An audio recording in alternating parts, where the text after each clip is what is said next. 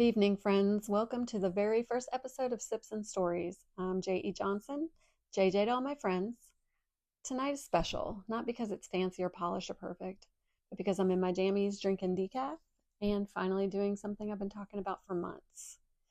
This podcast was born out of, honestly, frustration and love and grief and laughter and one really ridiculous email thread we're going to get into in just a minute. But first, let me tell you why I'm here. I'm 51 years old. I'm a mom of 3 amazing humans and a Gigi to 1 beautiful grandbaby with another on the way. I have a full-time job along with a crazy but beautiful shepherd-like substance named Athena. And I'm also an indie author who's learned the hard way that publishing is a wild, often isolating, sometimes predatory space. I've paid thousands to hybrid publishers who promised the world and gave me typos, to put it mildly. I've had manuscripts returned to me worse than I submitted them.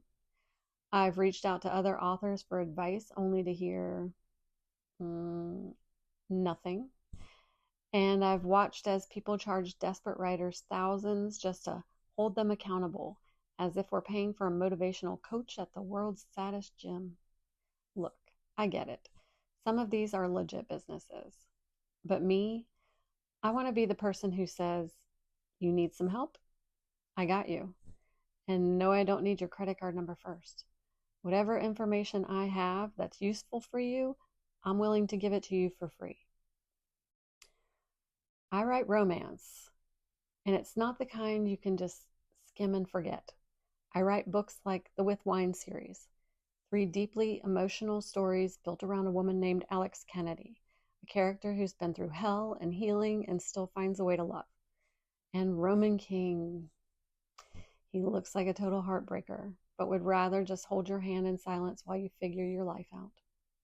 My books are long, and it's not because I don't know how to edit, because some healing takes 600 pages. Some trauma needs space, and some characters need time to be real. But, okay. So let me tell you what sparked tonight's episode. I got an email. And listen, I love when people reach out about my books. I'm genuinely honored. But this one deserves a standing ovation for being the most dramatic, emoji-soaked, passive-aggressive mess I've seen in a while. He starts out strong. Your book deserves to be everywhere. Mafia secrets, vengeance, emotional warfare. Alex Kennedy wouldn't stand for this silence. I mean, thank you. He was referring to the second book of the series, by the way. They need to be read in succession, just an FYI. But I guess that's how you start an email if you're trying to flirt with my book. Okay, cool. Then things turned. I run an invite-only group of 2,000 real readers who actually feel books. You send me the PDF, you tip the readers just $15 to $25 each, and they leave reviews. So let me get this straight. I'm not paying for reviews. I'm tipping strangers for being so emotionally wrecked by my reading they need a coffee and a plushie. What the hell is a plushie? And I know coffee can get expensive, but since when did a coffee, or whatever the hell a plushie is, cost $15 to $25? You guys, he literally told me that asking readers to cry over my book without buying them a latte was illegal in at least 3 emotional states. That was very witty. Now I have questions, so I responded respectfully, told him I don't pay for reviews. I believe in organic growth, and hey, his readers are real. They can read the whole With Wine series for free on Kindle Unlimited. You'd think I asked him to donate a kidney. Because suddenly I was bitter, unprofessional, jealous of Alpha Shifter's accidental chef bride, or whatever other Kindle classic he referenced. And then my favorite part, you are very, very stupid, question mark, question mark, question mark, question mark, question mark, question mark. There were 7. You can't call me stupid and then end your statement with 7 question marks. So here's the thing, though. I'm not mad, really. Definitely entertained. But now I'm just motivated because that email, that attitude, that's exactly what pushes good writers into silence. And I don't want that for you or for me. If you're out here writing your truth, if you're trying to finish a book between raising babies, working full time, and second guessing every sentence, and you do it, you matter. Your voice matters. You don't have to be perfect. You just have to be honest. We all don't have the bullshit detector in place from the jump in this industry. It isn't something you come into in this business with unless someone has been there to guide you the entire way. And you don't have to pay someone to validate your dream.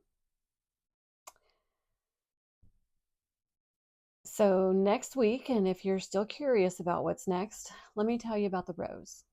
It's my current work in progress. It's a new story, a new voice. It's a little sweeter, a little wiser.